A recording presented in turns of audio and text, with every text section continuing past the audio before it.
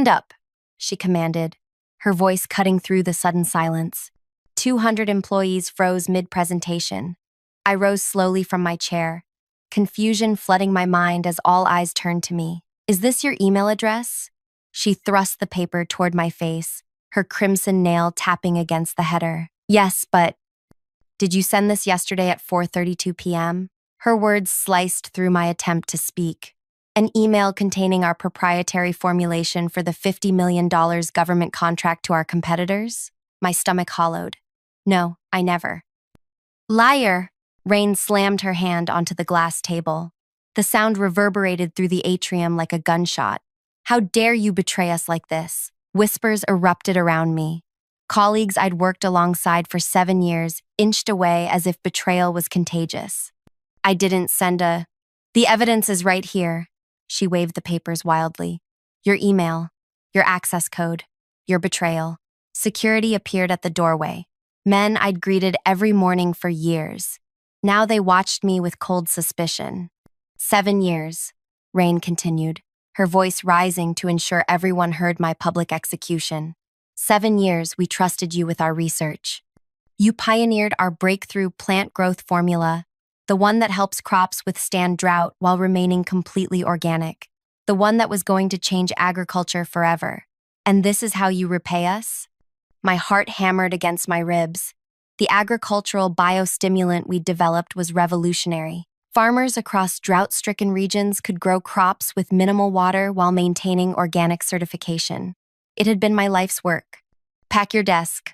Rain's voice sliced through my thoughts. You'll never work in this industry again. The security guards moved toward me. 200 employees watched as I walked out, legs weak beneath me, too stunned to defend myself. At my desk, a guard handed me a cardboard box. 5 minutes, he said coldly. I mechanically gathered my personal belongings, the photo of my parents' farm, a ceramic mug from college, a few books, 7 years of work, and it all fit in one small box. As I reached for my coat, a hand touched my shoulder. I turned to find Wyatt, my lab assistant for the past 3 years, looking uncomfortable. I can't believe you did this, he whispered, disappointment etched across his face. We were so close to changing agriculture forever. I didn't, I insisted, my voice breaking. Wyatt, you know me. His eyes darted to the security guards, then back to me. Everyone saw the evidence, Meredith. The use of my last name instead of Cora cut deeper than I expected. Wyatt stepped back, creating physical distance to match the emotional chasm that had instantly formed between us. Time's up, the guard announced, gesturing toward the exit. The walk through the office was excruciating. Faces I'd known for years, people I'd celebrated milestones with, solved problems with, built something meaningful with, all turned away. No one made eye contact, no one offered support. I was already erased. Outside, the bright spring sunshine felt like a mockery. Clutching my box, I watched the glass doors close behind me, cutting me off from everything I'd worked toward since graduate school. My phone buzzed with notifications. Your access has been revoked. Your email account has been suspended due to corporate espionage allegations. Direct deposit canceled by employer. In 20 minutes, my entire professional identity had been obliterated. I sat in my car, hands shaking too badly to insert the key. The truth hammered in my head.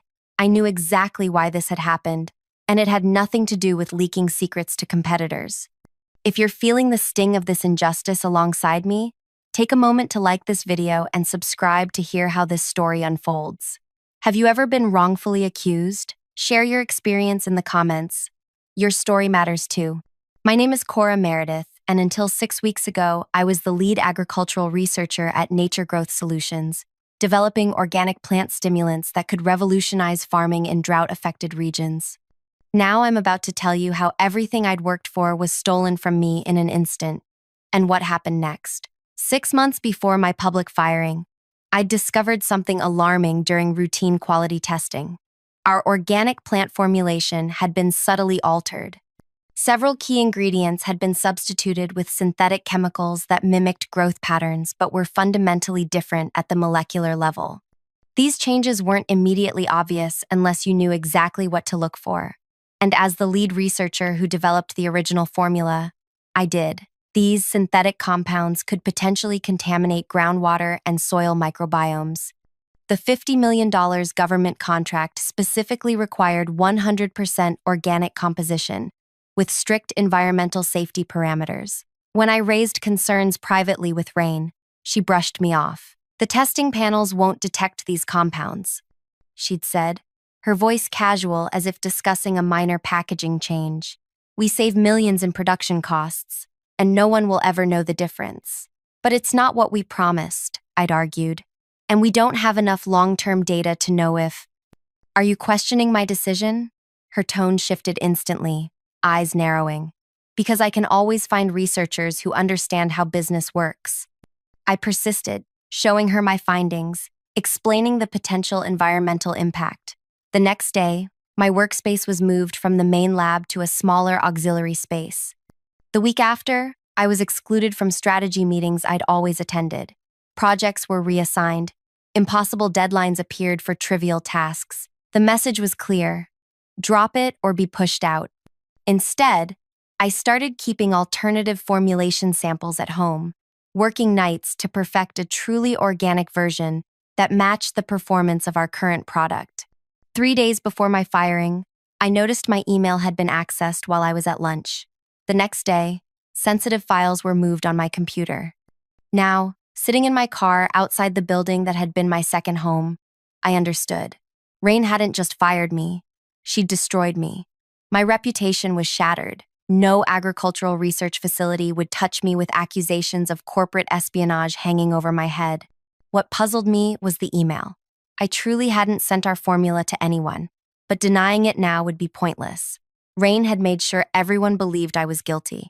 I finally managed to start my car. As I pulled away from the parking lot, my phone rang. Unknown number. Hello? I answered. Is this Cora Meredith? A male voice asked. Yes. This is Trevor Wilson from Harvest Sciences. We received an interesting email from you yesterday, but our security flagged it before anyone could examine the contents. Given the sensitive nature, I wanted to speak with you directly. My heart stopped. I didn't send you any email. A pause. Well, it came from your address. Something about a government contract formulation? That wasn't me, I insisted, pulling over because my hands had started shaking again. Someone must have accessed my account. I see, Trevor said carefully. You should know that we've already alerted your company about this contact. We take intellectual property very seriously.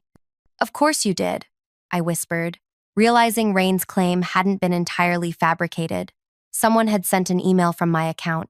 I just hadn't been the sender. For what it's worth, Trevor added, his voice softer. I thought it seemed out of character. We've met at several industry conferences, and you've always struck me as intensely principled. The call ended, and I sat staring at nothing. I'd been perfectly set up. Rain had manufactured my downfall while protecting her modified formula. I wish I could say I immediately plotted my revenge, that I drove away from Nature Growth Solutions with a master plan forming in my mind. The truth was much messier. I spent the first night sobbing in my bathroom, the second day frantically sending emails to contacts who never responded, and the third morning sick with anxiety before my first job interview. I didn't get that job, or the next one, or any of the 12 I applied for over the following 3 weeks. The agricultural research community was smaller than outsiders realized, and word had spread. I was toxic, untouchable. Former colleagues avoided me. Professional connections disappeared.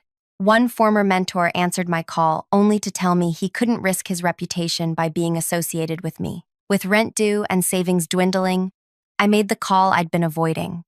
Mom, I need to come home for a while. My parents owned a small farm in western Nebraska, 110 acres of increasingly thirsty land that had been in our family for 3 generations. They'd scraped together enough money to send me to college, proud that their daughter would be the first Meredith with a PhD, never expecting I'd return in disgrace at 34. We're glad to have you home, my father said that evening at dinner, though the worry lines around his eyes told a different story. The farm was struggling. 3 years of insufficient rainfall had reduced yields dramatically. They didn't need another mouth to feed. It's temporary. I promised, though I had no idea how I'd rebuild my career. I'll help with the farm while I'm here. We could use it, my mother admitted. The eastern field barely produced anything last season. That night, staring at my childhood ceiling, an idea formed. I still had my alternative formulation samples, the truly organic versions I'd been developing in secret. I'd brought them with me, unable to abandon years of research even in my hasty departure. The next morning, I approached my father. Would you let me test something on a small section of the struggling field? He eyed me cautiously. What kind of test? The biostimulant I was developing. The real one, not the version my company perverted. It could help the soil retain moisture and strengthen the plant's root systems. And if it fails, we can't afford to lose any more yield. Just 5 acres, I pleaded. The worst section that barely produced last year. He agreed reluctantly. Over the next week, I applied my formula to the test section, carefully documenting every step. While waiting for results, I took odd jobs in town, helping at the local garden center, tutoring high school students in chemistry, anything to contribute to the household income. 3 weeks later, the difference was visible. My test section showed stronger seedlings, deeper green color, and better soil moisture retention than the rest of the field. My father stood at the edge of the plot, shaking his head in amazement. Whatever you did, it's working. For the first time since my firing, I felt a flicker of purpose. I still had my knowledge. My research wasn't entirely lost. But the victory was bittersweet. While I could help my parents' small farm, the contaminated formula from Nature Growth would soon be applied to thousands of acres across the country under the government contract. One evening, while helping my mother with dishes, my phone buzzed with a text from an unknown number. It's Wyatt. Got your number from old team roster. Gov inspection tomorrow. Rain is confident. Everyone's getting bonuses after contract signing next week. I nearly dropped a plate. Wyatt had reached out despite the risk to his position. The inspection, the final step before the contract would be officially signed, was happening already. What's wrong? My mother asked, noticing my expression. I couldn't burden her with the full truth, so I simplified. My old company is about to secure a huge contract with a product that isn't what they claim it is. She dried her hands and sat at the kitchen table, gesturing for me to join her. When your father's uncle sold diseased seed corn to the Andersons back in '78, it nearly bankrupted them. Your grandfather made him buy back every bushel, even though it meant taking a loan against the farm. He said integrity in agriculture isn't negotiable because everyone has to eat what we grow. That night, I stared at the darkness. Thousands of farms would use the contaminated formula on food crops. I'd tried contacting regulatory agencies after my firing, but without proof, they dismissed my claims as those of a disgruntled ex-employee. The next morning, I drove to the county library to use their computer, not wanting to leave search trails on my parents' home device. I researched the specific government testing protocols for the contract. The standard procedure involved analyzing samples provided by the company, then comparing them to random samples from production batches. But how could I, an outsider now, possibly affect this process? 2 days passed. Wyatt texted again. Inspection went perfectly. Contract signing on Tuesday. Sorry things went bad for you. I felt physically ill. Tuesday. 4 days away. Once that contract was signed, the altered formula would spread across American farmland, with unknown environmental consequences. That evening, I walked the perimeter of our property, breathing in the scent of soil and growing things, trying to clear my head. My phone rang, another unknown number. Is this Dr. Meredith? A woman's voice asked. Yes, I answered cautiously. This is Leona Hayes with the Department of Agricultural Oversight. We're reviewing some testing protocols, and your name came up as the original developer of the Nature Growth drought-resistant biostimulant. My pulse quickened. That's correct. Can you clarify something for me?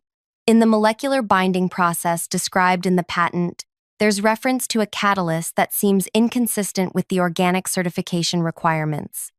This was unexpected. The inspection had supposedly gone perfectly according to Wyatt, yet here was a government official asking very specific questions about potential inconsistencies. The original formula used an enzyme-based catalyst derived from mushroom mycelium I explained carefully. It's completely organic. If you're seeing something different, it would be a deviation from my research. Interesting, Leona said. Would you be willing to review some documentation for us? Strictly confidential, of course. Absolutely, I agreed, hope flickering for the first time in weeks. I'll send a secure link. We need your insights by tomorrow afternoon. After the call ended, I sat on the old wooden fence, mind racing. Had the inspection actually revealed problems? Was there still a chance to stop this? The secure files arrived an hour later. I stayed up until 3 a.m. analyzing them, then sent back a detailed report highlighting 7 specific discrepancies between the documentation and what a truly organic formula would show. The next morning, I checked my email hourly, but heard nothing. By evening, my hope was fading.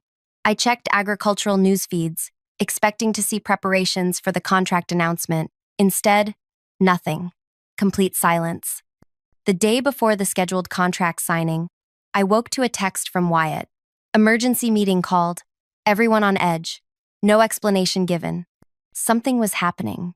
I refreshed news sites repeatedly throughout the day, searching for any mention of nature growth or the government contract. At 4:17 p.m., the headline finally appeared. Major biostimulant contract, suspended pending investigation. I stared at my phone screen, reading the headline over and over. My hands trembled. Suspended. Pending investigation. I called my parents into the kitchen and showed them the news alert. What does this mean? My father asked. I'm not sure yet, I admitted, but something's happening. Within hours, industry forums buzzed with speculation. Nature Growth's stock dropped 12% before trading was temporarily halted. No official statement had been released from the company or government agencies. That night, another text from Wyatt. Complete chaos here. Rain locked in meetings with legal team. No one telling us anything. I barely slept, refreshing news sites hourly. The next morning, a new development. Government inspectors returned to Nature Growth facilities. By afternoon, local news stations showed footage of people in white hazard suits entering the production facility. The agricultural science community erupted with theories. Former colleagues started reaching out, cautiously at first, then with increasing urgency. Cora, what's happening?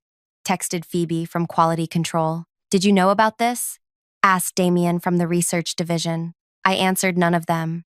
Whatever was unfolding needed to happen without my interference. 3 days after the contract suspension, Leona Hayes called again. Dr. Meredith, we'd like you to come in for a formal interview regarding Nature Growth's formulation process. Am I under investigation? I asked carefully. No, she replied. You're being consulted as the original developer. We need your expertise. The following day, I sat in a sterile government office, explaining my original research to a panel of scientists and regulators. I described the organic enzyme processes, the natural mineral stabilizers, the mycorrhizal components that made the formula both effective and environmentally sound. And when did the formula change? A stern-faced regulator asked. I noticed alterations approximately 6 months ago, I explained. When I raised concerns internally, I was gradually isolated and eventually terminated. On what grounds? Corporate espionage. I was accused of sending proprietary information to competitors. The panel exchanged glances. Did you? No, I said firmly. But someone used my email account to send something. I was never shown exactly what was sent. They nodded, making notes. The questioning continued for hours, exhaustive and detailed. When I finally emerged, the sun was setting. My phone buzzed with notifications. Nature Growth had released a statement. We are cooperating fully with regulatory inquiries regarding our agricultural products. We maintain our commitment to quality and compliance. Corporate doublespeak that said nothing. A week passed. Then, too, the investigation continued behind closed doors. I focused on my parents' farm, expanding the test plot, documenting results. The eastern field was showing remarkable improvement, proof that my original formula worked perfectly without synthetic shortcuts. Then came the day that changed everything. I was harvesting early tomatoes from my mother's garden when Leona Hayes called again. Dr. Meredith, the investigation has concluded. I thought you should hear the results before the public announcement. My heart raced. What did you find? Systematic substitution of synthetic compounds for organic components, falsified testing data, and deliberate misrepresentation to government agencies. Her voice turned grimmer. The environmental impact assessment shows potential groundwater contamination in test regions. Criminal charges are being filed against several executives, including Rain Blackwood. I sat down hard on the garden bench. Criminal charges, fraud, environmental violations, conspiracy. The evidence is overwhelming. What evidence? I asked, genuinely curious. Even I hadn't managed to compile definitive proof before my termination. That's actually why I'm calling. The comparison testing revealed something unusual. The verification samples, the ones earmarked for government testing, contained a marker compound not present in actual production batches. When exposed to our extended protocol conditions, it produced a distinctive crystalline pattern that made the substitutions immediately obvious. It was almost as if, she paused, as if someone wanted us to find the discrepancy, she finished. A moment of silence stretched between us. The Board of Nature Growth has requested a meeting with you, Leona continued. They're in crisis mode. The government contract is permanently canceled, their stock has collapsed, and they're facing class action lawsuits from shareholders.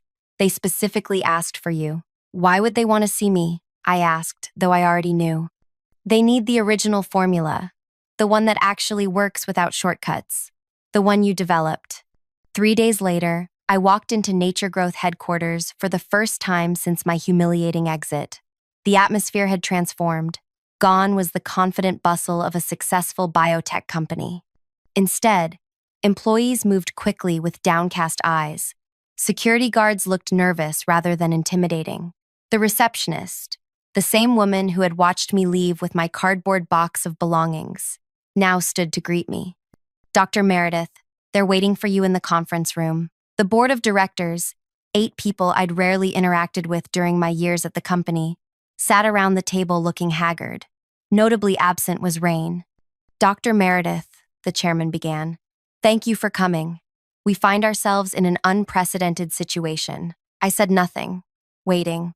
The actions taken by former CEO Blackwood were not authorized by this board. We had no knowledge of the formula alterations or the circumstances of your departure. I raised an eyebrow. You had no oversight of a $50 million government contract? Several members shifted uncomfortably. We trusted our executive team. Another board member offered weakly. Clearly that trust was misplaced. What do you want from me? I asked directly. We understand you continued your research independently, that you have a functional, truly organic formulation that meets or exceeds the performance metrics promised to clients. I nodded once. We want to license that formulation. Nature Growth needs to rebuild its reputation, and your work could be the foundation of that rebuilding. License, I repeated. No, that's not going to happen. Alarm flashed across their faces. We're prepared to offer substantial compensation. I don't want compensation, I interrupted. I want ownership. The room fell silent. Explain, the chairman finally said. I'll provide my formula and return as chief scientific officer, but only if we restructure the company entirely. I want 30% ownership. I want a board seat, and I want to establish a profit-sharing program with the small farms that use our products. That's unprecedented, one board member sputtered. So is having your entire executive team facing criminal charges, I countered. Your choice is simple. Truly rebuild with me, or watch everything collapse without me. 3 weeks of negotiations followed. In the end, I got what I wanted, not because I was a brilliant negotiator, but because they had no alternatives. The agricultural community knew I was the mind behind the original breakthrough. Without me, Nature Growth was finished. 6 months later, I stood in a field watching farmers gather for our demonstration day. The company, renamed Restoration Botanicals, was launching its first product line under my leadership. The formulation was completely organic, extensively tested, and performed exactly as promised. Wyatt approached, now leading our field testing division. The results from the Nebraska trials are excellent. 37% yield increase in drought conditions. Good, I said, watching a farmer run soil through his fingers, explaining to his daughter how the microorganisms worked. Have we finalized the small farm subsidy program? Ready to launch next month. The board approved the full funding. I nodded, satisfaction warming me from within. What I'd built was better than revenge. It was redemption. Later that evening, as I prepared for a presentation to agricultural extension agents, a news alert popped up on my phone. Former Nature Growth CEO, sentenced in fraud case. The article detailed Rain's 5-year prison sentence and lifetime ban from executive positions in publicly traded companies. The judge had been particularly harsh given the environmental implications of her actions. Standing alone in my office, the same corner office Rain once occupied, I finally allowed myself to remember the one piece of the story I had never shared with anyone. Not with the investigators, not with the board, not even with Wyatt. 1 week after my public firing, when Rain's face turned pale as government agents in hazard suits entered our production facility, she never knew what I'd actually sent in that leaked email. In my final hours clearing my desk, with security watching my every move, I'd meticulously swapped the samples earmarked for the government's verification testing. I replaced them with my alternative organic formula that contained a special twist, a molecular marker that would remain dormant under standard testing but would produce a distinctive pattern under the specific conditions of the government's extended verification protocol. This marker would reveal the presence of synthetic compounds in the actual production samples, when the government inevitably compared the verification samples to randomly selected production batches. The email Rain accused me of sending to competitors, it was actually sent by her son, or someone acting on her orders, from my account, but they never bothered to check what was attached. They assumed it contained our proprietary formula, when in reality, I'd prepared for this possibility. The attachment contained harmless, publicly available research papers with hidden metadata that would lead astute investigators to question specific aspects of the testing protocol. It was insurance I'd created but never expected to use. My true revenge wasn't in destruction. It was in building something better from the ashes of what Rain had tried to burn. Where she had sought shortcuts for profit, I created sustainable solutions. Where she had fostered fear, I built collaboration. The company that once cast me out now thrived under my guidance, helping the very farmers she would have endangered. Sometimes the most satisfying revenge isn't watching your enemy fall, it's watching your vision rise. If you've ever faced injustice or betrayal in your professional life, I hope this story reminds you that your knowledge and integrity can't be taken from you. Please share your thoughts in the comments below. Have you ever had to rebuild after a professional setback? And if you found this story meaningful, please like and subscribe for more stories of resilience and redemption in unexpected places.